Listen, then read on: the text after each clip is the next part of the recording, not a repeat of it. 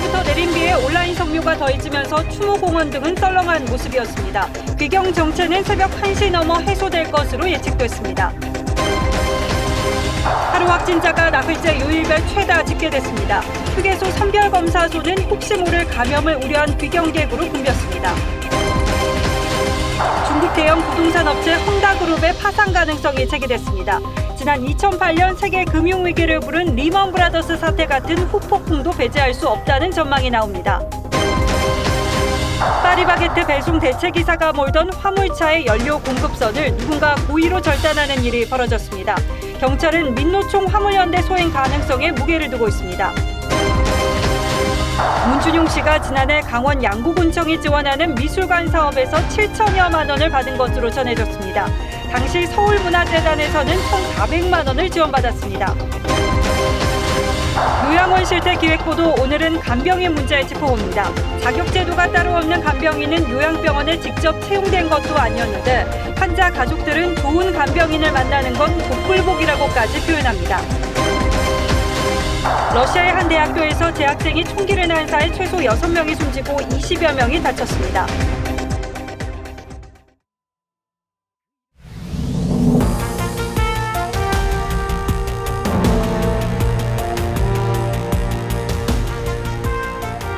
시청자 여러분 안녕하십니까? 뉴스9의 신동욱입니다. 날이 흐릴 거라고 해서 걱정했습니다만 다행히 지금 서울에서도 이렇게 환한 한가위 보름달을 보실 수가 있습니다. 저와 함께 잠시 보름달 보시면서 마음속에 담아둔 소원 하나 빌어보시죠.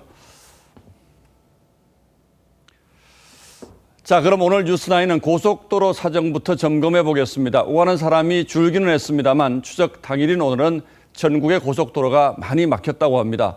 정체는 내일 새벽까지도 이어질 거라고 하는데 지금은 도로 사정이 어떤지 먼저 알아보겠습니다. 자, 안윤경 기자가 나가 있죠. 네, 경부고속도로 서울요금소에 나와 있습니다. 오늘 하루 종일 고속도로가 많이 밀렸다면서요?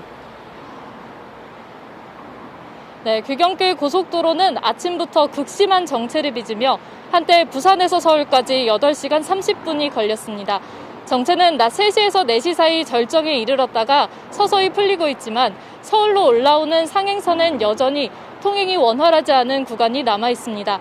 폐쇄회로 화면 보시겠습니다. 경부고속도로 상행선 안성 분기점에서 정체가 빚어지고 있습니다. 서해안고속도로 서울 방향 당진 부근에서도 흐름이 더딥니다. 중부고속도로 하남 방향 동서울 영업소 부근도 막히는 상황입니다. 예상 소요 시간은 밤 9시에 출발했다면 부산에서 서울까지는 5시간 10분, 목포에서 서울은 5시간 20분, 대전에서는 3시간 정도입니다. 귀경길 정체가 내일 새벽 1시쯤 풀릴 걸로 예상됩니다. 한국도로공사는 오늘 귀경 차량이 지난해 추석날보다 8만 대 늘어난 약 48만 대에 달할 것으로 추산했습니다. 서울요금소에서 TV조선 안윤경입니다. 예, 추석날은 보통 차례 지낸 뒤에 성묘 가는 가족들이 많은데 코로나 때문에 추모시설이 아예 문을 닫거나 제한 운영을 하면서 오늘은 성묘하는 시민도 그리 많지 않았습니다. 차례 풍경도 많이 바뀌었는데 고이동 기자가 달라진 추석 풍경을 카메라에 담아왔습니다. 정성스럽게 차린 차례상에 절을 올립니다. 차례상 옆에는 오지 못한 가족들을 화상 카메라로 연결했습니다. 온라인 차례입니다. 추모비 앞에서 서로의 간격을 충분히 유지한 채 군데군데 모여섭니다. 코로나 때문에 실내 출입 인원을 제한하자 야외 합동 차례상 앞에서 향을 피우며 조상의 넋을 기립니다. 코로나 이전의 명절보다는 50% 정도의 적은 인파가 오시고 계신 것 같습니다. 성묘를 4명까지 제한하는 방역 지침 때문에 추모공원에 오지 못한 가족들은 문자 메시지로 추모합니다. 집에 이제 제 와이프랑 아기들을 못 와가지고 제가 링크 보내줘서 집에서 확인하고 있더라고요. 그래서 못 왔지만 같이 할 수 있어서 좋았던 것 같아요. 코로나는 우리 명절 풍경도 조금씩 바꿔놓고 있습니다. TV조선 고이동입니다. 예, 어제 코로나19 신규 확진자는 1,729명이었습니다. 월요일 발생 기준으로는 발병 이후 가장 많은 숫자이고 지난 금요일부터 나흘 연속으로 요일별 최다 기록을 세우고 있습니다. 추석 이후 확진자가 폭발적으로 늘어날 가능성이 커지고 있다는 뜻이기도 하죠. 조덕현 기자가 더 자세히 설명하겠습니다. 코로나19 대응에 최전선에 있는 서울국립중앙의료원. 엿새 전 환자 1명이 확진된 이후 다른 환자와 종사자 등 10명이 추가 감염됐습니다. 23일부터 정상적으로 외래 진료는 있을 거고 해외 출국이나 PCR 검사 하고 있어요. 서울 송파가락시장 관련 확진자는 28명, 중부시장 관련 확진자는 66명이 늘어나는 등 곳곳에서 집단 감염이 이어지며 어제 서울에서만 676명의 확진자가 나왔습니다. 검사자 대비 확진 비율은 1.9%로 올 들어 가장 높았습니다. 전국 신규 확진자 수는 1,729명으로 나흘 연속 요일 기준 최다 기록을 이어갔습니다. 감염 경로를 모르는 환자가 37%를 넘었고 전체 환자의 4분의 3은 수도권에서 나왔습니다.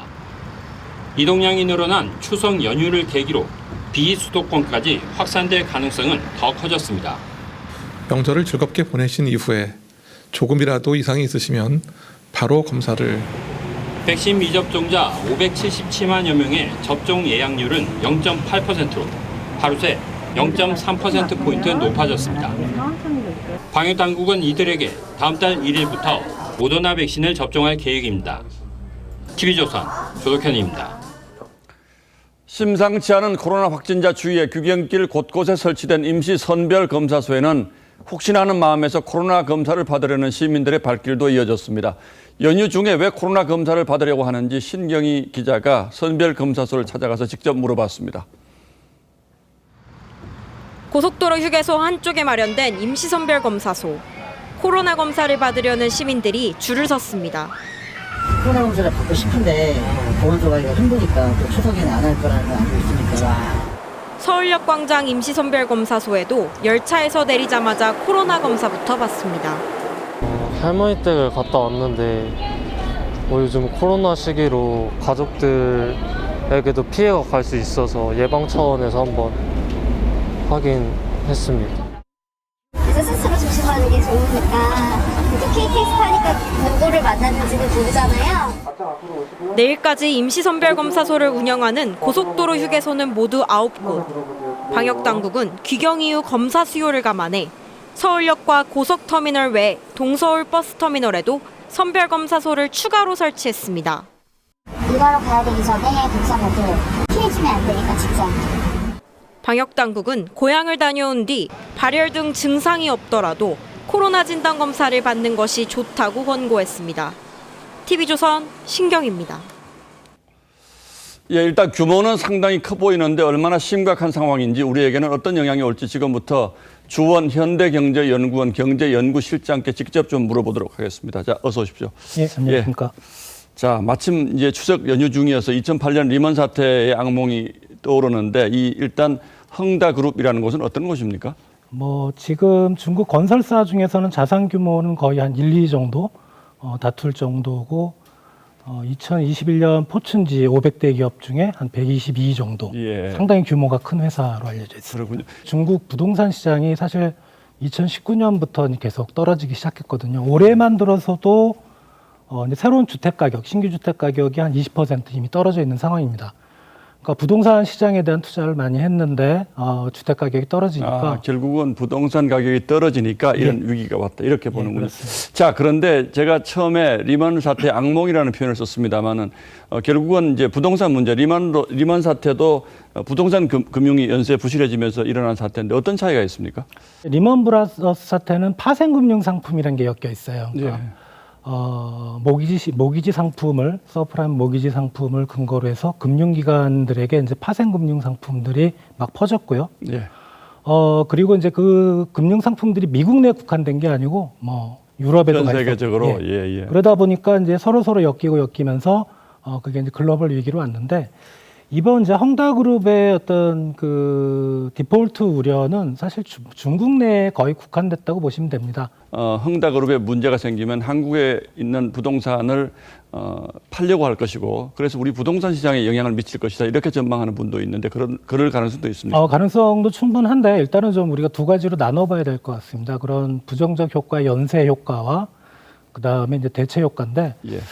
부정적 파급 영향, 그러니까 중국 부동산 쪽에서의 어떤 손해를 만회를 하거나 아니면은 그쪽에서 손해를 넣어봤기 때문에 유동성을 빨리 만들어야 되는, 현금화를 해야 되는 그런 중국계 투자자들이 국내 부동산을 팔 수가 있고, 두 번째는 우리가 생각을 해봐야 될 게, 저 국림 시스템과 이제 부동산 시장이 저렇게 고장이 나버리면 우리가 위안화로 현금화를 했을 때 손해를 보게 됩니다. 그러니까 위안화 환율은 약세가 되고 그러니까 현금을 가지고 있는 게 손해가 될 수 있죠. 그러면은 그런 상황이 예견된다면 한국에 있는 부동산 안 파는 게 오히려 대체 효과라 그러죠.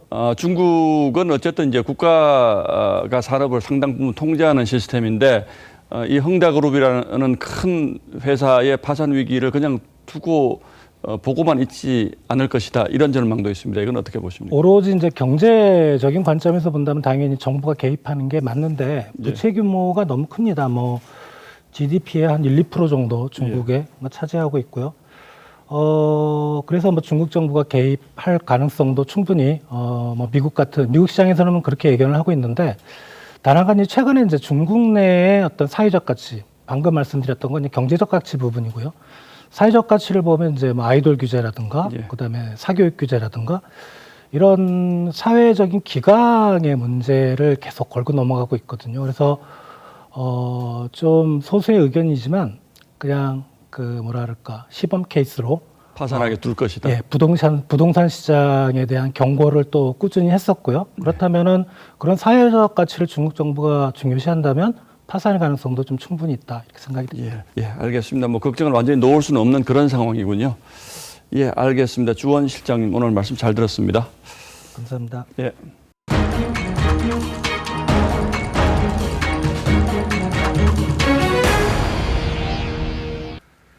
민주당 대선 경선의 최대 승부처로 꼽히는 호남권 투표가 오늘부터 닷새 동안 진행됩니다. 호남의 승자가 민주당 최종 후보가 된다는 공식에 지금껏 예외가 없었던 만큼 이재명, 이낙연 두 후보 모두 총력전을 펴고 있죠. 특히 최대 쟁점으로 떠오른 성남 대장동 의혹을 두고는 오늘도 거친 설전이 오갔습니다. 보도에 황정민 기자입니다. 이재명 후보는 대장동 특혜 논란은 부동산 폭등 탓에 벌어진 일이라며 총리를 지낸 이낙연 후보의 책임론을 꺼냈습니다.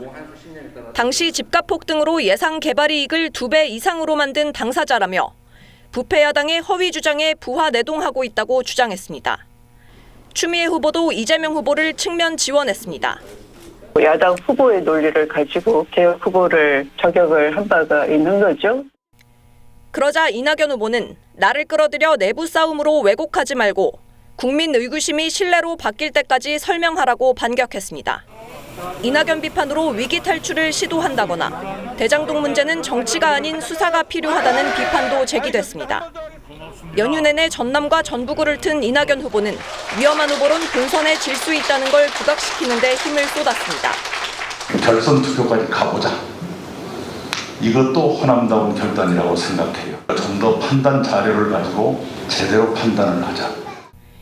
2002년 노무현 당시 후보가 광주에서 37.9%로 1위를 차지한 뒤 후보가 된 이후 호남 승리가 곧 경선 승리라는 공식이 생긴 만큼 20만 당원 표심이 걸린 호남 경선 기간 동안 두 후보의 공방은 더 뜨거워질 전망입니다. TV조선 황정민입니다. 흔히 명절 밥상 민심을 대선 전국의 큰 변수로 꼽습니다만 이번 추석은 코로나로 가족들이 한자리에 모이기가 어려운 명절이었죠. 그래서인지 여야 후보들은 온라인 비대면 소통에 집중하면서 명절 일정을 소화했습니다. 특히 이번 경선의 캐스팅 보트로 꼽히는 MZ세대 표심을 잡는 데 주력했는데 어떤 장면들이 연출됐는지 이미지 기자가 살펴봤습니다. 1위. 아저씨 승질 좀 있다면서요? 맞아요. 그래도 사실 꼰대죠? 맞아요. 이재명 후보는 성질, 꼰대 등 민감한 질문에도 싸움꾼 기질을 솔직하게 인정하며 친근감을 강조하고, 이낙연 후보는 지지자들과 직접 소통하는 라이브 방송에서 이른바 엄근진 이미지를 깨보려 노력합니다. 제가 개를 조금 멀리하는 이유 중에 하나는 제 태몽이 개였대요.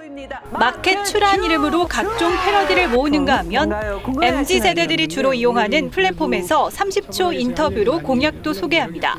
인물도 정책도 비전도 제일 낫다. 이런 얘기를 유행어로 좀 밀어보려고. 예능 프로그램에서 자신을 성렬이 형이라고 부르라며 소탈한 이미지를 강조했던 윤석열 후보는 아예 유튜브 채널 간판을 성렬이 형 TV로 정했습니다. 토리는 특별한 좀 기억이 있어서 이뻐하고 집에 온 지 좀 얼마 안 되고 애기 순으로 아무래도 50만 구독자를 보유한 홍준표 후보는 무야홍이라는 유행어를 내걸고 특유의 직설 화법을 선보였습니다. 돼지발정제, 뭐 이런 자서전에 이런 것들이 굉장히 좀 안 좋은 이미지로 남아서 차마 홍준표는 못 찍겠다 이런 거가 많은 거 아닌가요? 그렇습니다. 아, 맞네요. 라이브 방송에서 각종 필터 합성으로 망가지는 모습을 연출하거나 후보가 직접 웹드라마 주연 배우로 등장합니다. 넌 머리를 퐁으로 달고 다니? 백성 놀리니? 젊은 층에게 다가가기 위한 5060 세대 후보들의 SNS 대전이 추석 밥상 민심 잡기를 대신하고 있습니다. TV조선 이미지입니다. 예, 민주당에서 과반의 독주를 이어온 이재명 후보가 대장동 의혹이라는 암초를 만나면서 여당 경선에 판세가 어떻게 바뀔지 가늠하기 힘든 상황으로 흐르고 있습니다. 특히 오늘부터 시작된 호남 경선에서 역전극에 서막이 오를지가 관심인데 그 가능성을 정치부 최원희 기자에게 직접 들어보겠습니다. 자, 최 기자 어서 오십시오. 네. 자, 이낙연 후보는 호남 출신이죠. 그리고 대장동 의혹이 굉장히 커지고 있죠. 그래서 이번 호남 경선에서 물론 지금은 차이가 좀 납니다만 역전극이 벌어지는 것 아닌가 이런 생각하시는 분들도 있는데 가능성을 어떻게 보고 있습니까? 일단 지금까지 순회 경선 누적 결과부터 보면요. 충청권, 대구, 경북, 강원 그리고 1차 슈퍼위크까지 진행이 됐는데 이 누적 선거인단은 75만 1000여 명 그리고 투표율은 74%를 기록했습니다. 이제 정세균 후보가 사퇴를 하면서 이 정세균 후보 표가 유효 투표수에서 제외되면서 이재명 53.7%, 이낙연 32.46%, 그리고 추미애 11.86% 등으로 득표율이 조정됐습니다. 물론 향후 재외 국민이 더해질 예정이지만 이 총 선거인단 수 216만여 명 가운데 약 34% 투표가 마무리된 셈인데요. 이낙연 후보 입장에서는 이제 나머지 66% 선거인단에서 승부를 뒤집어야 하는데 오늘 25일부터 시작되는 호남 경선 약 20만 4천여 명 표심이 달려 있습니다. 호남만 보면 전체 9% 정도 되는데요. 여태 치러진 이 지역들 선거인단 모두 합친 것보다 2배가 많고 수도권을 빼면 또 전국에서 가장 큰 규모입니다. 예, 그러니까 전체 표수를 보면 호남에서 이기더라도 전체 판세를 당장 뒤집긴 어렵지만 호남이 가지고 있는 상징성을 보면 호남에서 역전의 발판을 마련할 수도 있다. 이게 지금 이낙연 후보 쪽의 기대라는 거군요. 네, 맞습니다. 호남에서 이재명 후보의 과반을 제지하게 되면 이제 향후 이제 33만여 명의 선거인단이 걸린 수도권까지 영향을 미칠 수 있다는 건데요. 게다가 호남이 연고인 이 민주당 권리당원은 전국 각지의 40%에 달하는 것으로 알려져 있습니다. 예. 자, 그렇다면 호남 경선 정말 중요한데 지금까지 표차가 굉장히 많이 나죠. 얼마나 납니까? 두 후보의 표차가 현재까지 약 11만 표 정도 차이가 나고 있는데요. 투표율을 이제 슈퍼위크 때인 70%대로 가정해서 계산을 해보면 이 전체 216만 명 선거인단 중에 75만 표를 득표하면 과반으로 결선 투표 없이 후보가 될 수 있습니다. 28만 표를 얻고 있는 이재명 후보로서는 아직 50만 표 가까이 더 얻어야 하는 건데요. 하지만 이낙연 후보가 호남에서도 패배를 한다면 역전하는 건 쉽지 않을 거란 분석이 많습니다. 예, 조금 전에 이낙연 후보 말을 직접 들어보면 결선 투표까지 가보자는 것도 호남 정신이다 이런 이제 표현을 쓰는데 어쨌든 각 캠프에서는 역전 가능성은 얼마나 있을 거라고 보고 있습니까? 네, 오늘 각 캠프에 전화를 돌려봤는데요. 이낙연 캠프 관계자는 이 대장동 의혹으로 호남에서 이재명 후보를 좀 불안한 후보라고 느끼기 시작했다라고 말을 했고요. 하지만 이재명 후보 캠프는 이 호남 민심과 대장동 이슈를 연결시키는 건 무리라고 보는 분위기입니다. 예, 그렇군요. 어쨌든 대장동 의혹이 이번 경선에 아주 중요한 변수가 된 건 틀림이 없는 것 같고요. 야당에서는 홍준표 후보가 조국을 비호했다는 논란, 이게 지금 계속 여진이 커지고 있는 상황이죠. 네, 오늘도 윤석열 캠프 공보실장인 이상일 전 의원이 홍준표 후보를 향해서 말을 바꿨다라고 비판했습니다. 홍 후보가 SNS에 올린 글들을 찾아서 공세를 폈는데요. 이 조국 수사가 한창이던 2019년 9월에는 이 검찰의 용맹 정진을 보면서 이 땅에 정의가 살아있다는 생각이 든다라고 했고 또 지난해 1월엔 조국 수사를 거론하면서 윤석열은 대단한 사람이다. 한 번 사는 인생 그렇게 살고 가면 훗날 검사들의 표상이 되고 귀감이 될 것이라고 했는데 이제 윤석열 후보가 당내 대선 경쟁자가 된 이후 과잉 수사라면서 말을 바꿨다는 겁니다. 예, 과잉 수사라고 생각했다면 그때도 과잉 수사라고 했어야 되는데 그때는 말이 전혀 달랐다 이런 네. 얘기인데 결국 이제 홍준표 후보가 대장동 공세를 강화하는 것도 이런 조국 수호 프레임에서 벗어나기 위한 것이다 이렇게 볼 수 있나요? 네, 맞습니다. 홍 후보는 오늘도 SNS에 이재명 후보를 직격해서 느닷없이 택지 공공개발을 운운해 가소롭다. 그렇게 당당하면 왜 특검을 못 받는지 아수라 영화를 보는 기분이라고 지적했습니다. 대장동 이슈를 파고들면서 역선택 이미지를 지우고 원래 대여 투쟁 이미지를 좀 강화하려는 이런 전략이라고 볼 수 있을 것 같습니다. 예, 추석 연휴 지나가니까 이제 민심 어떻게 바뀌는지 좀 지켜보죠. 예, 최원희 기자 잘 들었습니다.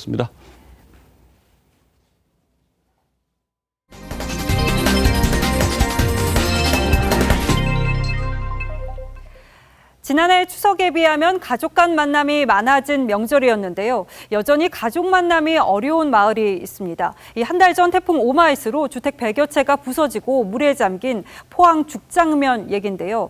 어찌어찌 차례를 지내긴 했는데 보고 싶은 손자를 부를 집은 언제 복구가 될지 기약이 없습니다. 이민재 기자입니다. 불어난 하천물에 학교 담벼락이 무너집니다.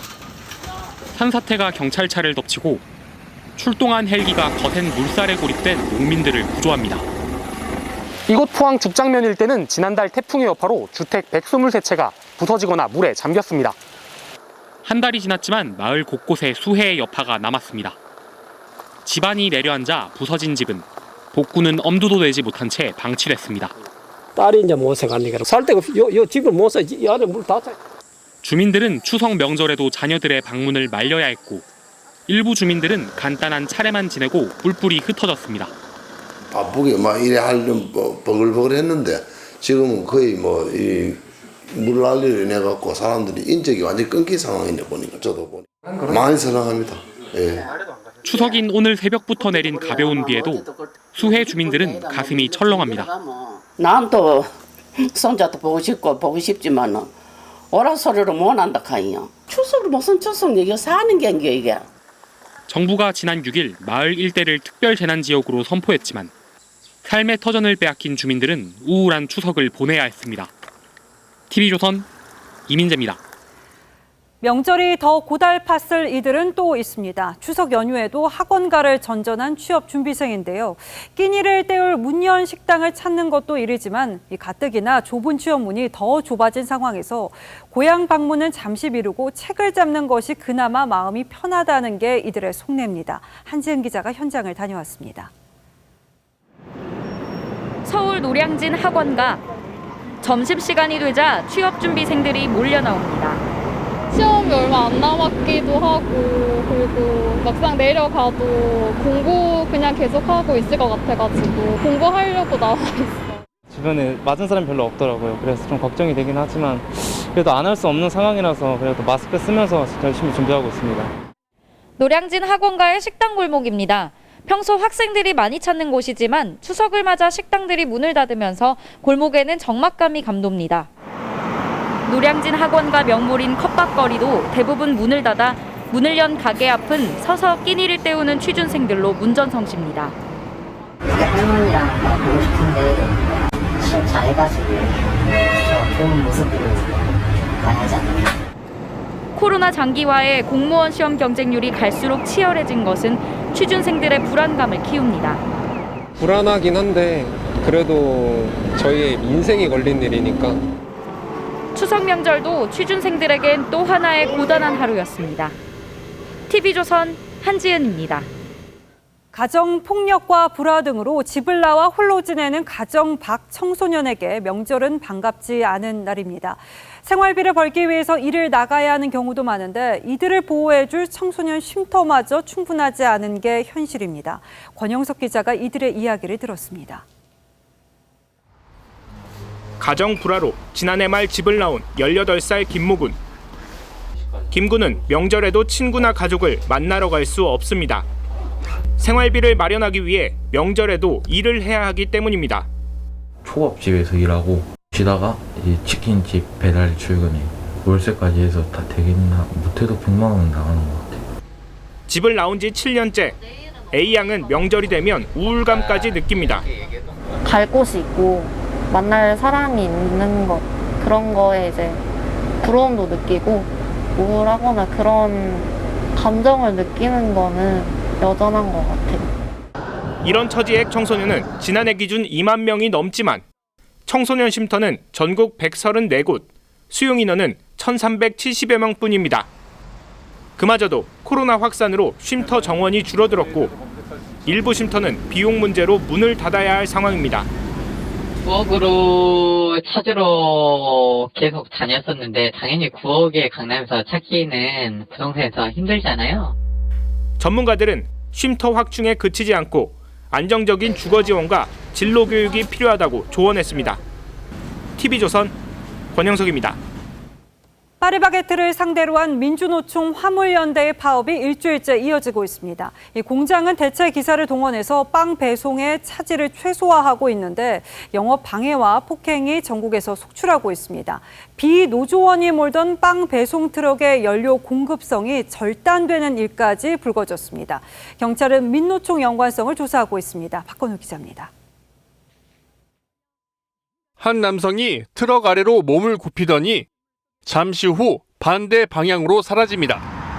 지난 17일 낮 1시 56분쯤 전남 한평나비휴게소 주차장에서 누군가 빵 배송 트럭에 연료 공급선을 자르고 달아났습니다. 휴게소 주차장 바닥에는 빵 배송 트럭에서 흘러나온 연료 자국이 아직도 남아 있습니다. 노조의 파업으로 대체 기사가 빵을 싣고 배송에 나섰던 트럭이었습니다. 경찰 조사 결과 트럭에 접근한 남성은 휴게소에 올 때와 떠날 때 다른 승용차를 이용했습니다. 경찰은 오늘 해당 승용차를 압수수색하고 공범 여부와 민노총 화물연대의 연관성을 조사하고 있습니다. 어떤 사람들이 운영을 못하게끔 하려는 것 같은데요. 저희들이 신중을 기할 필요가 있어서. 지난 18일 오전 8시쯤에는 대구에서 비노조원이 운전하던 빵 배송 트럭의 앞유리가 부서졌습니다. 피해 운전기사는 노조원들을 경찰에 고소할 방침입니다. 자기들이 파업하는데 방해를 짓다가요. 우리가 물론 실구를 하면 그 파업에는 의미가 없거든요. 화물연대 측은 이에 대해 노조와의 연관성이 확인되지 않아 공식 입장이 없다고 밝혔습니다. TV조선 박건우입니다.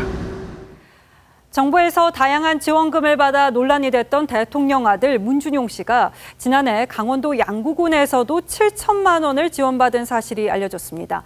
그 무렵 준용 씨는 서울문화재단에서 1,400만 원을 지원받기도 했는데요.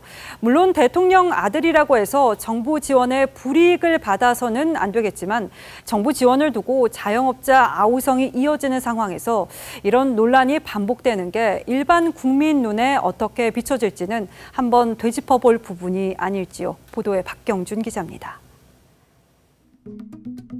지난해 5월부터 강원도 양구의 박수군 미술관에 작품 숨은 그림 찾기를 전시 중인 준용 씨는 작품 제작에 양구군청으로부터 7천여만 원의 예산을 배정받았습니다. 작품 전시 한 달 전인 지난해 4월에는 서울문화재단으로부터 코로나 피해 예술 지원금 1,400만 원도 수령했습니다.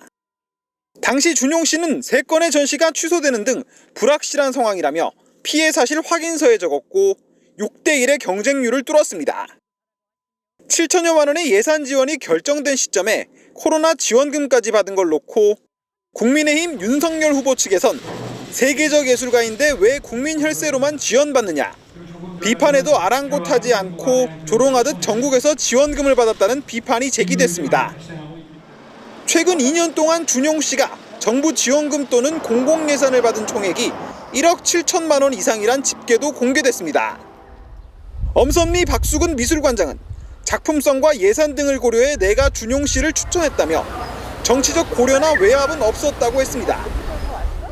지난 6월 특혜 논란 당시 대통령의 가족을 정치에 악용하지 말라고 반박했던 준용 씨에게 이번 양구군 지원과 관련된 입장을 별도로 물었지만 답을 들을 수 없었습니다. TV조선 박경준입니다.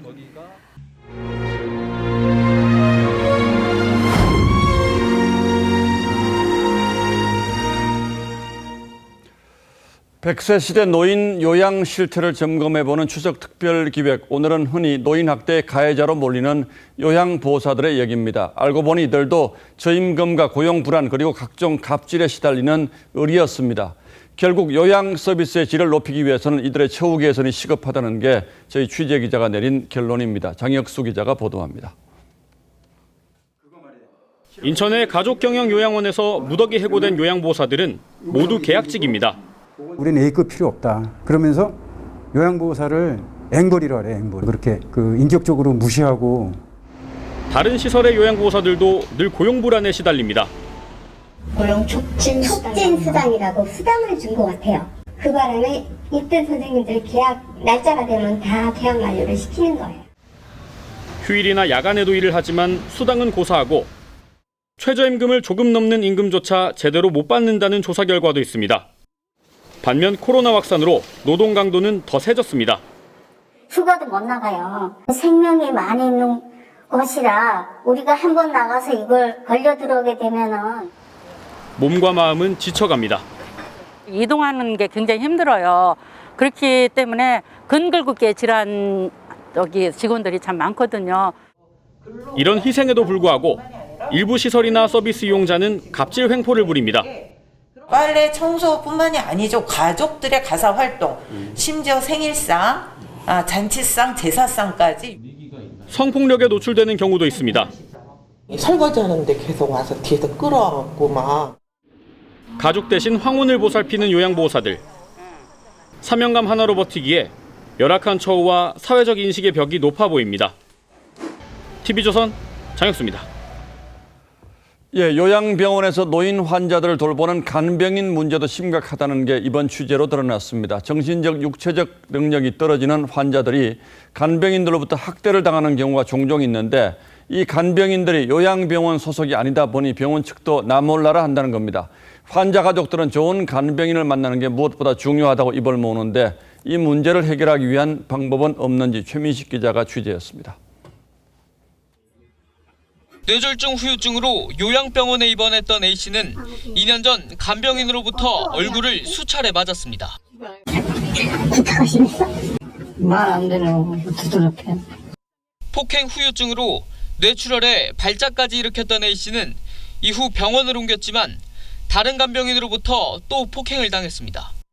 병원에 가면 해당 병원을 보고 믿고 맡기는 건데 어떤 간병인이 오는지 가족분들은 몰라요. 하지만 병원은 각서를 근거로 간병인협회에 책임을 밀었습니다. 간병인협회는 민간 사업자가 운영하는 일종의 인력알선 센터로 수수료를 받고 간병인들을 요양병원에 파견할 뿐입니다.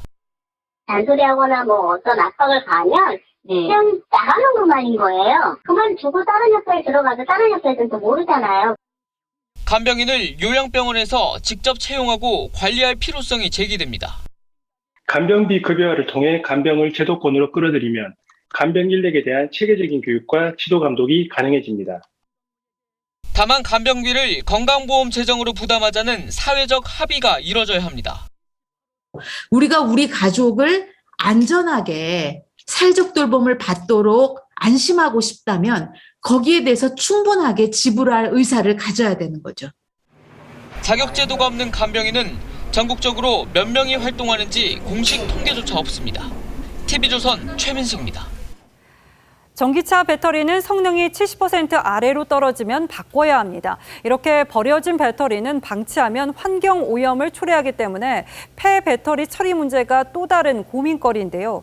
하지만 조금만 손보면 환경도 보존하고 또 유용하게 잘 쓸 수 있습니다. 오현주 기자가 보도합니다. 경기도의 한 폐차장, 수명이 다한 차량을 해체하고 일부 부품은 재활용하는데 전기차의 폐배터리는 유용하게 쓰입니다. 캠핑장에서 사용하는 파워뱅크, 전기 저장 장치로 다시 태어납니다. 요거는 2kW 제품인데요. 보통 이제 선풍기 같은 경우는 한 50W라고 생각했을 때 한 40시간 정도 쓸 수 있는 용량이 되는 거죠. 전기차에서 10년을 사용해도 70-80%의 성능이 남아있기 때문에 폐배터리 1개로 전기 오토바이는 5대에서 7대, 전기 자전거는 20대까지 만들 수 있습니다. 그만큼 부가가치가 높습니다. 또 폐 배터리에 남아있는 리튬 등 유해 물질을 그대로 놔두면 심각한 환경 오염을 초래할 수 있어 폐 배터리의 재사용과 재활용은 피할 수 없는 과제입니다. 환경을 보호하는 차원에서도 그렇고 자원을 재활용하는 면에서도 굉장히 좋은 이슈가 될 거라 생각하고 전기차 보급에 속도가 붙으면서 세계 폐 배터리 시장도 2030년에는 20조 원 규모로 대폭 성장할 걸로 전망됩니다. 다만 안정성 평가 기준 등 관련 법 규정은 미비한 상황. 구체적 정책 마련에 속도를 내야 한다는 지적입니다. TV조선 오현주입니다. 코로나로 활동과 이동에 제한이 잇따르면서 초록의 자연 속에서 보내는 시간이 더없이 소중한 요즘인데요. 이런 마음을 겨냥한 자연을 품은 소비 공간이 잇따라 만들어지고 있습니다. 숲속인 듯 하지만 쇼핑하는 공간이고 호텔인 건데요. 이정민 기자입니다. 바라산 자락에 유리온실로 된 매장들, 드넓게 펼쳐진 잔디밭은 녹음을, 천장이 열리는 매장은 푸른 하늘을 가득 담아냅니다. 위드 코로나가 되면서 야외 활동이 좀 더 늘어날 거로 보고 있습니다. 천장이 개폐식으로 돼 있어서 악천 후에도 영업이 가능합니다.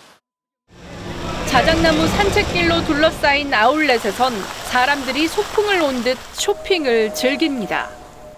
아이들이 딱 놀기 너무 좋은 놀이터랑 물놀이 공간이 있어가지고 너무 좋았고, 이런 잔디밭이 있으니까 좀 마음도 편안해지는 것 같고. 도심 한가운데서도 한적한 숲속에 들어온 것 같은 공간이 연출된 매장들이 늘고 있습니다.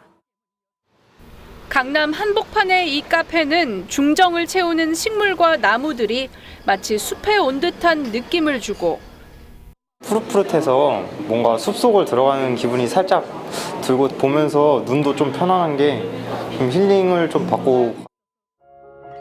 북한산 국립공원 끝자락에 문을 연 한 호텔은 트레킹 등을 통해 숲길을 경험하게 했습니다.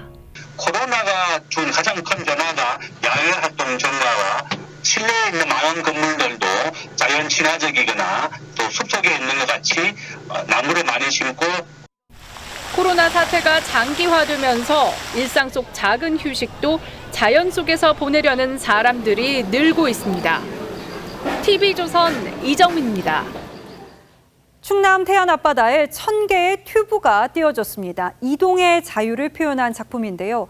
코로나로 사람과의 소통에서 얻는 기쁨을 잃은 우리네 마음을 달랩니다. 백은용 기자입니다.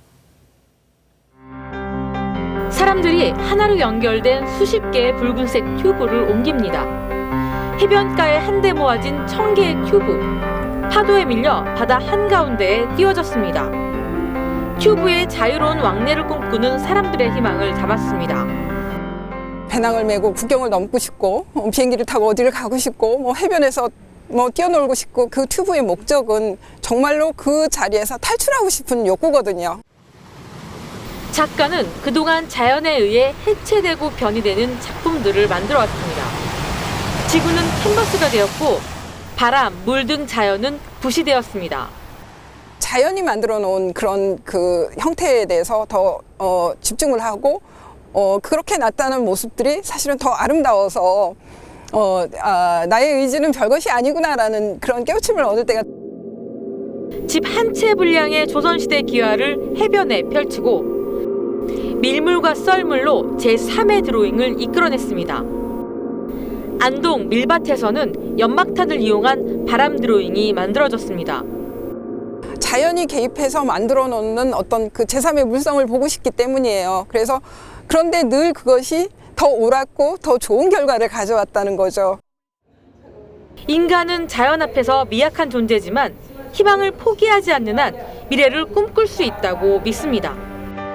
제 미래가 어떻게 결정이 될지는 저 자신도 모르는 일이고, 다만 나는 진행하는 것이고 내가 진행한다는 것이 굉장히 중요한 일이다라는. TV조선 백은영입니다. 화려했던 축구 생활을 접고 방송가를 종횡무진 중인 라이온킹 이동국이 KLPGA 투어 정식 대회에 도전장을 냈습니다. 그라운드에서의 영광을 필드에서도 누릴 수 있을까요? 이다솜 기자가 만났습니다. 지난해 23년 축구선수 인생에 마침표를 찍었던 라이언킹 이동국. 그라운드와는 작별을 고했지만 쉼표는 없었습니다. 방송과 사업 등 눈코뜰 새 없는 나날의 연속입니다. 아직 방송인은 아닌 것 같고 지금은 낮잠을 자는 시간이 없을 만큼 되게 막 바쁘게 지내는 것 같고요. 특히 예능 프로그램을 통해 보여준 골프 실력이 아주 화제입니다.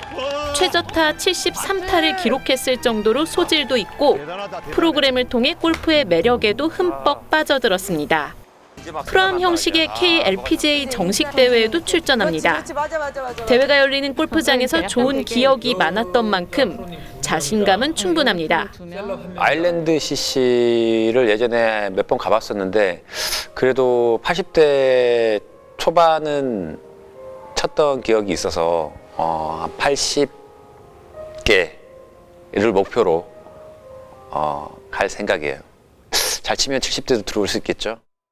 이승엽, 허재 등 각 종목을 대표하는 스포츠 스타들이 참가하는 만큼 흥미로운 자존심 싸움도 보는 재미를 더할 전망입니다. 일단은 제가 거기에서 일단은 허재 형은 잡고 가야겠다라는 생각으로 단 한 명만 잡겠습니다. 43년 KLPGA 투어 역사상 최초로 프로와 셀럽이 함께 출전하는 엘크루 TV조선 프로 셀러브리티 2021은 오는 24일 개막합니다. TV조선 이다솜입니다.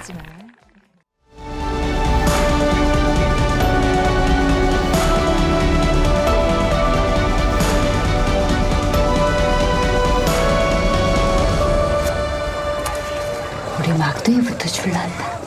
어머니, 고맙습니다.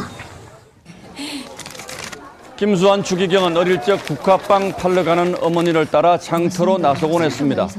어머니 혼자 멀리 가신 날은 저물도록 동네 어귀에 앉아 어서 돌아오시길 기도했죠. 우리 어머니한테 막내 아들이 기다리니까 얼른 집에 가라고 말 좀 해주이소. 추기경이 선종하기 전 가장 그리워한 풍경도 장에 가신 어머니를 기다리며 바라보던 저녁 노을이었습니다. 시인 박제삼의 어머니는 생선 장사로 오누이를 키웠습니다. 신새벽 삼천포에서 생선을 이고 진주 장터로 나갔다가 달빛 아래 돌아오곤 했죠. 진주 남강 막다 해도 오면 가면 신새벽이나 밤빛에 보는 것을 우리 엄마의 마음은 어떠했을꼬. 세상이 천지개벽했다지만 지금도 연로한 시골 부모님들이 장터 한 번 오가기란 예산일이 아닙니다. 인구 감소와 고령화로 고립되면서 버스편이 아예 끊기거나 뜸해진 거죠. 외진 집에서 정류장까지 걸어 나오는 데만 30-40분씩 걸리기가 일쑤입니다. 어쩔 수 없이 외출도 뜸해지다 보면 더 쉬이 늙어가실 수밖에 없습니다. 노인네들 이렇게 태고 댕긴 게 고맙지요. 감사한지 몰라요. 신이 내린 선물, 9센트 택시를 타는 한국 농촌. 뉴욕타임스가 충남 서천군이 운영하는 희망 택시를 상세히 전하며 붙인 제목입니다. 앞머리, 신의 선물은 85살 할머니 말씀에서 따왔습니다. 서천 어르신들은 택시를 불러 타고 면 소재지까지 나가 병원 진료를 받고 시장도 영화도 보고 파마와 목욕, 짜장면 외식도 합니다. 장날이면 텃밭 작물을 들고 나가 좌판을 벌이기도 하죠. 돌아올 때도 택시에서 내리면서 100원 동전 하나만 내면 됩니다. 나머지는 군이 다 내주는데 버스를 지원하는 것보다 덜 든다고 합니다. 서천군이 8년 전 처음 조례를 만들어 정착시킨 공공형 택시는 전국으로 번져나가 지난해에만 270만 명이 이용했습니다. 대단하죠? 추석을 앞두고 요양원에 찾아가서 104살 어머니를 단 10분 남짓 뵙고 눈물 훔치는 칠순 아들입니다. 가뜩이나 코로나 탓에 자주 찾아뵙지도 못하는데 발길이 떨어지겠습니까?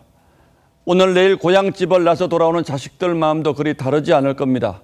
그래도 부모님 곁에 든든한 효자 택시가 있으면 위안이 되지 않을까요? 탁상 공론 주먹 구구가 아니라 찾아가는 행정이란 바로 이런 걸 말하는 거죠. 9월 21일 앵커의 시선은 의붓 효자 100원 택시였습니다.